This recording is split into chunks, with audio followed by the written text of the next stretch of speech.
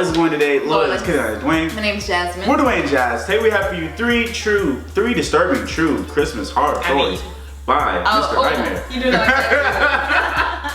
If you guys have your Shatner? Yeah, from Star Trek. If you guys have your questions, please follow us on social medias. If the ladies are low, don't forget to subscribe. We are going to watch Mr. Nightmare in slow motion. Get scared. Is it true? Or is it false? My immediate family always hosted Christmas when I was younger. At the time, we lived on the upper level of a two-family house.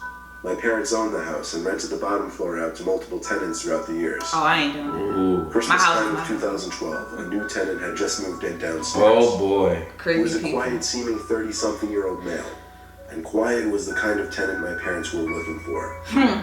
Unfortunately, a few days into him moving in downstairs, there would be a lot of noises at off hours of the night. Like, for example, the front door would open and shut numerous times throughout the night. Oh, no, you're not. Sometimes there would be loud talking, in some instances yelling. So he's not Dad went quiet. downstairs one night to see what the commotion was, and to ask him to keep the noise down. That was the start of my dad's suspicions about that guy downstairs. Oh boy. I think they should have done a Fast forward background to check. Christmas Eve night. Right. We had the whole family over, dining room table stretched out with all 20 seats taken. My Uncle Jake is a heavy smoker, so he goes outside to smoke several times throughout the night. Ooh. After our main course, Uncle Jake went outside for yet another smoke. He mistakenly left his phone on the table, however. When it rang a few times after he went outside, my dad ordered me to go run his phone to him outside. So I grabbed his flip phone and ran it down the stairs. Ooh, flip However, phone. before I went out the front door, I stopped and noticed the back door was open. See, when you walk into the house, there's a little hallway with 3 doors. One door which led to the downstairs apartment, the front door, and then a hallway that stretched to the back door. The back door was open, so I figured my uncle went out back. The phone was still ringing, so I hurried to the backyard to find my uncle, but he didn't seem to be back there. Just when I was about to give up, I heard someone in the shed, and the shed door was open. I called for my uncle. Why they in the Someone shed? came out of the shed. It was too dark to see him, but I was pretty sure it was my uncle. It's not. He started walking over to me fast. At first I assumed because he wanted to answer his phone in time, but when he got close enough to the lights from inside of the house, I could see his face. It wasn't my uncle, but rather the tenant from downstairs. For some reason, the way he was approaching me I found intimidating, so I turned and ran for the door. I slammed into that man's face and went to the front yard, where I found my Uncle Jake smoking. I stood by him and told him about the downstairs tenant, and how he seemingly just charged at me. My uncle is the kind of guy to not really take things I say seriously. Oh, He's just not that question kind at of person all. to confront Right. someone. Aw. I stayed with him until he finished his smoke because I was uncomfortable. Then we walked back upstairs to the dinner table together, where I told my dad about the tenant in the shed and how he followed me. There was a silence at the table, and my dad seemed a little concerned, but I guess he didn't want to ruin the remainder of our Christmas dinner. So we waited until we were done to check outside. Okay, well at least he still believed him. He said the neighbor wouldn't answer his door, but that the shed outside was shut. A couple hours later, the last of our family left, and my immediate family started getting ready for bed. I stayed up in the living room by the fire and tree because I liked the lighting the two gave off. I watched a Christmas movie, and I guess I nodded off at some point while watching it. However, I do remember waking up suddenly from a kind of half-sleep and hearing a creaking on the stairs. I was too tired to move from my laying position. Plus, I assumed it was just my mom, dad, or sister. Not to mention our giant Christmas tree blocked my view of the stairs. We had all carpeted floors upstairs, so I couldn't hear whoever it was roaming around. Oh no. But I heard a door down the hall open, probably my sister going back to bed. By now the fire seemed to be almost dead, and the movie I was watching was over. The clock under the TV read 1 in the morning. I figured I'd just stay on the couch at that point because I was so comfortable. A few minutes later, I heard something rustling by the tree. It sounded like an ornament fell off of it. Someone had definitely walked into it. So look at I it. flipped on my side and looked at the tree, but it was as still as it always was though. I flipped back on my other side, eyes still open, and saw a man standing over me, bending slightly. Of course, initially my first reaction was to scream, My second reaction was to analyze the face to see if it was my father. And when I realized it wasn't my father, I'm screaming either way. Downstairs tenant, I screamed even louder. Oh my God. The man tried to cover my mouth, but at that point, I think he realized it was too late. Everyone heard me. Oh I ran no. for the stairs just as my dad stormed out of his room. My dad chased after him, but he was already driving down the street. I think when he was standing over me, he was making sure I was asleep before robbing the place or something. Yeah, he was gonna rob it Fortunately all. for us, my parents had copies of his ID and other important information. Thank you. Which You my need parents that. used to find him and sue him for breaking and entering. Thank And you. we won the case in a landslide. Don't let that take away from the fact that it was still an insanely scary Time thing to to go move. through. Time to move. After that, time to move. Don't get any tenants. I think that's just. I should, unless they're like a friend. You said what? I'm like, unless they're like really a friend, Yeah. like that's your best friend. I would say like it's like there's nothing wrong with like like renting out places. But Right. I think that you should rent a place that you're not living in the same building. I feel like. Yeah, that too. Like, you can live here and then like another house or something like that. That's where you rent it out. But not like. not the same one, the especially same with your room. family in it. Yeah. Like you never know I what don't these people think are so. like. Ooh, Yeah. ooh, I don't know. Maybe I just don't trust people, but I don't mess with that. Maybe if it's like your best friend and then it's like, hey girl. Yeah, like just rent the room or whatever if you know them. Yep. But Anyway, no. let's get to it. Let's dive on in. Ooh.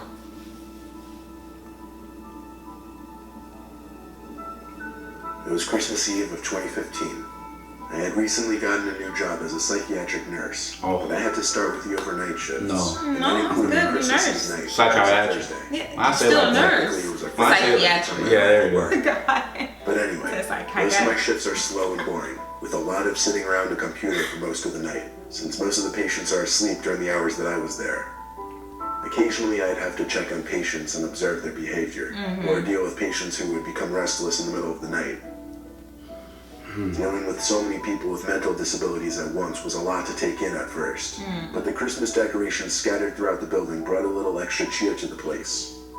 At night, the main lights in the hallways go out, and a dim set of lights turn on.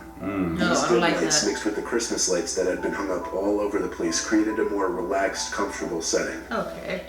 There was one particular patient who had been creeping me out. Her name was Abatha. She was an old, sickly lady with severe schizophrenia. She Oh. oftentimes would mumble to herself incomprehensible things. And sometimes she'd say things out loud that I'd assume were directed at me, but she'd just be talking to herself. It was about 3 in the morning when I went to go check on Abatha, who had been awake the whole night. I came in and asked if she needed anything, and she just looked at me with a horrific smile and lauged. It gave me chills fine. because I felt like I was witnessing something from a scary movie. Right. I'll be like, all right, Abby, you got it. Abatha, do you need anything? You know what that reminds me of? Like what? Like the scene from Get Out. Right. When she's like, oh, no. No, I don't. But except no talking. So he's just like, It's just smiling and laughing. I would have been like, all right, you good, Abby. I'll close the go door. back out there. Oh hell. Girl. Abatha's tripping. I can see you do that. Abatha's tripping. No, I'll leave her alone. I'll be like, Abby, you need anything? She start laughing. I'm like, all right. And I'm gonna leave you out. And then you good. All right, Merry Christmas. That's not what it is. I'm not messing with She you. started muttering something. I didn't understand most of it, but the words that did pop out to me were, check the bathroom. Oh. I asked her to repeat herself, but she didn't acknowledge me. Check She just turned to her side and rested her head on the pillow. Okay, so the. I tried to get her to confirm she wanted me to check the bathroom, but she wouldn't answer now. Uh-oh. So I checked the bathroom across from her bed in her Okay. room. But as I expected, there was nothing out of the ordinary. She jumped I on would your still back. do I it. left her room and went back to my desk. Jump in on the her hall. back.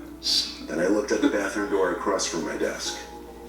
My curiosity got the better of me, so I went into the bathroom. Wait, is but she the talking lights about that wouldn't turn on. I stood by the doorway listening for a moment, and I heard breathing, and then a click sound from one of the stalls. I went to get the door stopper from behind the desk and wedged it under the bathroom door so that the light from the hall would let me see at least a little bit into the bathroom. Oh no. Oh I boy. got on my knees and checked under the stalls from a distance. Oh, I don't like that. No feet could be seen in either of the stalls, They though. could be sitting on or Still standing. standing on the Stall of the stool. two had its door shut, though. I went up to it and stuck my eye through the crack of the door. It was really dark, but I felt like I could see something at the back of the stall. No cell phone flash? I got back down on my knees Right. to look under the door, but when I did, I couldn't see what I thought I just saw. I got back up and took one more look through the crack of the door, and there was someone's face right on the other side, peeking through the crack just as I was. Why were they in I there? almost fell to the floor in fright, but managed to run to the door and slam it shut. I grabbed the key from the desk and locked the bathroom door. Good I job, told lock another them in nurse that there. there was someone in the bathroom, but when we checked together, not only did the lights now work, but the stalls were both open, and no one was inside either of them. Where'd they It go? was impossible for someone to have left the room. Because you and locked the it. door. Right. That night, before my shift ended, I tried to question Abatha about what was in the bathroom, The vents. but she wouldn't answer me. What is it, a Just ghost? as I gave up and walked to the door with my jacket on, I heard her say, "Merry Christmas." Oh, she playing games. I After you. turned and saw her giving me a smile. Only the smile didn't give me a good feeling. There was something unsettling about it. I had to turn and leave. I had to work with Abatha for a few more weeks before she was transferred to another center for hospice care. To this day, I still feel there was a connection between Abatha and whatever I saw in that bathroom. It's literally just one of those stories I just can't even try to understand or rationalize, but it still haunts me. She said, go check the bathroom. Go check the bathroom. Go check it. And she saw somebody in there and I was just gone. Just imagine her sleep. Now they gone. What was in the bathroom? And it wasn't in there. And then you almost at the end of the door. Merry Christmas. Merry Christmas. And then she goes back to sleep. That's scary. I'm Boy. sorry, it's not even scary. It's funny. Like it's like you left a gift, like she's playing games. Right. Like that's her entertainment. Like, Oh she's my like, goodness. Go check it. Right, go check the bathroom. I'm telling you, the vents. Always check the vents. Vents are the way to Oh my escape. God. I'm letting you know. Oh, I check know all the about vents. vents from Alien Vents. Isolation. Yes. I know that. I know vents all about Spider-Man. Vents. They But the save alien was lives. still in the vent, so. Yeah. Oh, that. Well. Yeah. Up on that one. Let's not on that. Last year for Christmas, I wanted to do something new with my girlfriend. We just got a new apartment together last year and still live in it to this day. It was our first Christmas in the apartment, however, and neither of us had ever cut down our own tree. Oh. Oh, I never So I did came that up either. with the idea to go cut down our own tree. Luckily, we live in New Hampshire, so spruce trees happen to grow in our state. We have My fake girlfriend trees. Tristan and I Yeah. took a short road trip on a snowy evening to a forest full of spruce trees. I I know chose Jack to is go not gonna while be it was happy. snowing because I felt it made the whole experience more Christmassy. I pulled my pickup truck up into what appeared to be a small opening on the side of the road. It was hard to tell given that there was snow on the ground. I heard gravel crunching under the tires as I pulled off the road. It was a perfect place to leave the truck while Tristan and I went to find a tree. We were in a very hilly part of the state, so we had to do a lot of uphill walking. Oh Lord, that'll kill me. Unfortunately, my girlfriend was complaining In the a lot. snow too. She didn't seem to find our little field trip to be as fun of an idea as I did. Yeah, she's probably like, this is not Pressed on fun. uphill through the snow, searching for a small enough spruce tree that could fit in our living room. Most of the trees we were finding were too big. Eventually, we found that perfect one, though, just the right size. I gave the tree one good pat and shake before I lifted the axe I was carrying into the air and began chopping away at the trunk. Lumberjack ain't gonna be The trunk was happy. relatively skinny, so after a bunch of good hits, the tree toppled over with one good kick.